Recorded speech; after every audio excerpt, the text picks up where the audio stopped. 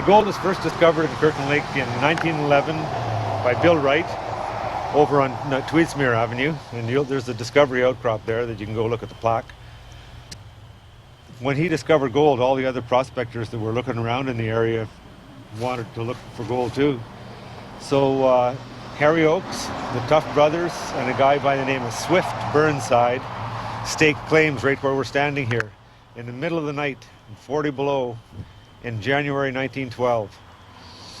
And after they staked the claims, they started digging and found gold during the winter. And during that summer, they dug up the gold right from the ground by hand and made enough money to start up the first mine in Kirkland Lake. And it was called the Tough Oaks Burnside. They sank a shaft over on the other side of the tracks and started mining at a small rate compared to today's standards. But they mined there for a number of years, and then they moved over here and sank what's called the number 3 shaft on this site. And they mined till 1929, and they were having some financial difficulties, so they reorganized the company and called it the Toburn. And that's when they built this new steel head frame and all these buildings you see here. And that mine operated up until 1953 when it closed because the price of gold was low after the war. Mine sat for many years until 1987 when an exploration company took over the site and did some more exploration here looking for more gold when the price of gold was really high in 1980. They eventually went bankrupt, and the site sat dormant here until a few years ago when it was looking like it was possible that the government might tear it down because it was getting in bad condition. So the Northern Prospectors Association took over the site and has refurbished it and cleaned it up and turned what would have been called a brownfield, an old industrial site that's been left by a company in bad condition. We turned a brownfield into a greenfield, and we turned it into a community park and a historical site to commemorate all the mines that built the town of Kirkland Lake. You guys have all been in an elevator before. Well, this is the kind of elevator the miners used to go down underground.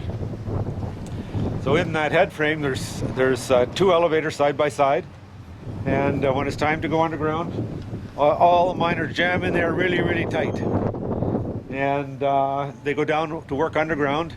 And this is the old type of mine where they had to bring the ore up in an ore car. So you can see there's little tracks going into the cage. This is called a cage. And they would, once the men were all working, some other men would take the ore and roll a car in here, bring it up, and dump it into the ore bin, and then it would go off to the mill. So the cage not only handled the men, but also handled the ore. And when they had to bring their dynamite and their equipment down and timber for timbering, it all went in the cage.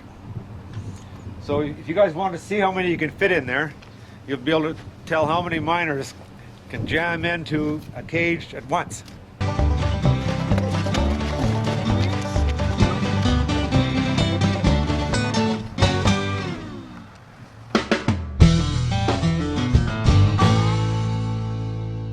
Okay, this is the hoist room, and this is where the elevators were run. We called them cages, but there was 2 of them, and there was a big wire about this big around, wound on both of those drums, and one wire was wound this way and come out underneath the drum through that window and up to the very top of the head frame and went over a wheel and down and hooked onto one cage. And this drum here was wound this way and out through the top window, the same thing, down to the cage. So when the motor turned the 2 drums at the same time, one of them was spooling out and the other one spooling in, because they're wound backwards, right? One is wound this way and the other one's wound that way.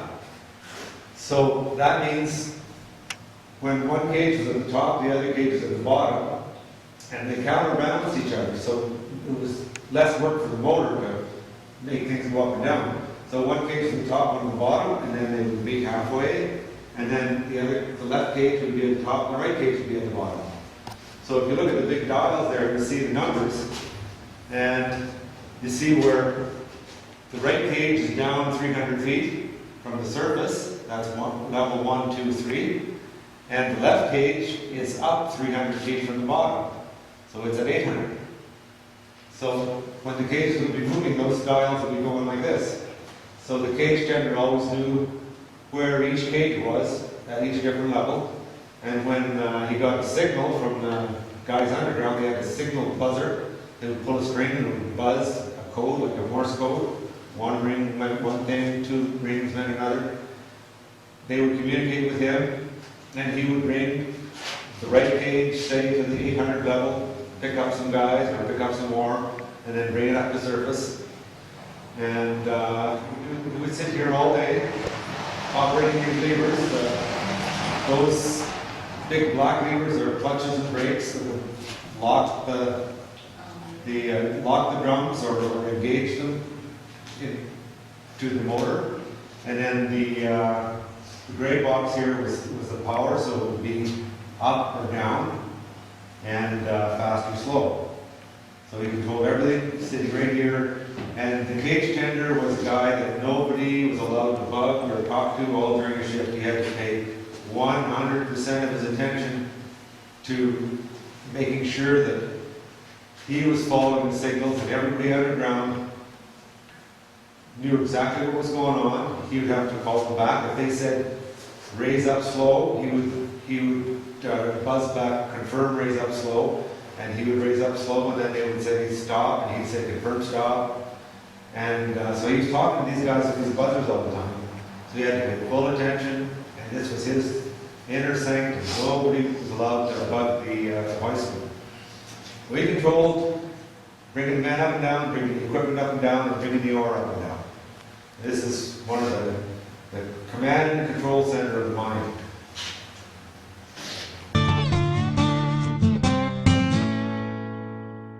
This is the head frame. Whoa. And you can see the windows over there where the wires come out. They went all the way to the top. And you can come way in here and look way up. You see the wheels way at the top? Holy! That's where the wire used to come over, and then the wire would come right down the middle here and hook onto the cage. So I mean, right here would be the entrance to the mine we're standing on. So we're standing on a cement cap here, which is over the hole. It goes down for almost as deep as the CN tower. These railway tracks lead right up to the shaft, so they could roll stuff on little railway cars right into the cages and take everything down underground if they needed to bring equipment down or dynamite. And then if they had long timbers or railway tracks to bring down, which were really long, they could bring the cage up, and there was a hook on the bottom of the cage, and they could hook long stuff on the bottom of the cage and lower it underground. And that's why these big doors are up here. So they could open these big doors and put big tall stuff underneath the cage and then lower it down underneath. The only time they used these buckets was when they were sinking the shaft. When they first got here, there was no hole in the ground. So they had to blast a big square, break all the rock up, load it into the bucket, bring it up, dump it, put the bucket back down. And they had to do this all the way down to the very bottom. And then they would put all the timbers all around the hole and install the guides so that they could start putting the cage down to actually work the mine. But this is how they used to sink shafts. And because there was no cage when they were sinking the shaft, the men had to ride up and down in the bucket. But that was the only time they were allowed to do that, was when they were shaft sinking. So you could get 2 or 3 guys in a bucket going down to work, working all day, and then come back out in the bucket. Okay, when they brought the ore up in the cage, it was in an ore car. So they would bring it. They wouldn't just bring it here. They'd bring it all the way up there. And if you look real close, like at your eyes, would you see those wheels up there? Yeah. Okay, those are called turntables.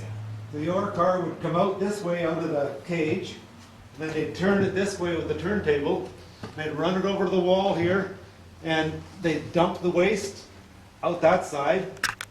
That was the waste level. Or they'd bring it up one level higher, same kind of turntable, and they would roll the ore car right across past this firewall and dump it into the grizzly, and it would fall into the big ore bin on this side.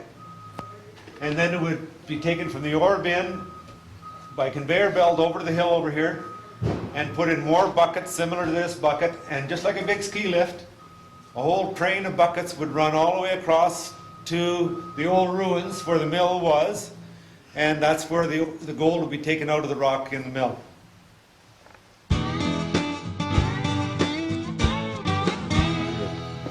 Okay, this is a little baby crusher. This is the kind of crusher they use at the Swastika lab. So when they get the rock samples from the exploration company, they have to crush them up and pulverize them into dust so that they can analyze them. So these big wheels turn, and there's two plates in here, and they jam against each other like this. So you take a rock and you put it in like that, and the plates go bang, bang, bang, bang, bang, bang, bang.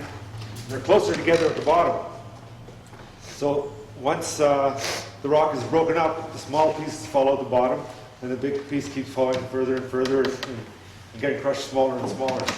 But the mine would have had crushers similar to this, except that the jaws here would have been this big. They would have taken a rock that would have been this big and would crush it down into gravel size, and then it would go in the mill and get crushed finer, and then they would put it in the cyanide solution and take the gold out. This is just a little baby version of what the mine would have had. It's coming in. Okay, those railway tracks used to connect to the head frame, so they could roll a car all the way in here, then they would take it off the tracks and work on the car, repair the cars. So this was the workshop, and back in the old days, this room here used to be the refinery, but when the company took it over in the 80s, they made this the compressor room, and this big blue monster here is the air compressor. Well, there's different kinds of equipment underground. Some of it's electric, like the motors that pull little trains around, they're electric. But a lot of the equipment is run by compressed air. So all the mines have compressors like this, and they take the air and they compress it into maybe 50 pounds per square inch in the first chamber. Then it goes over into the second chamber and the second stage compressor, and it compresses it up to 100 pounds per square inch. Then it goes through those big blue pipes and gets piped underground, so that the guys underground have 100 pounds per square inch air to run mucking machines and underground drills and other underground equipment like slushers. That's how a lot of the equipment underground is run. It's easier to run air pipe than it is to run wire, and it means they don't have to have any gas motors down there creating fumes. It's a very common source of power for mines. It's 100 pounds per square inch compressed air. Okay, I remember when I was your age, and all the mines were running in Kirkland Lake, if you went to sleep in the summertime with the windows open, you could hear thump, thump, thump, thump, thump, thump, thump, thump. It was like a heartbeat of the town, and that was all the compressors, all the mines, all running at the same time. On a quiet summer night, the windows open, you could hear this heartbeat of the town. It was really neat.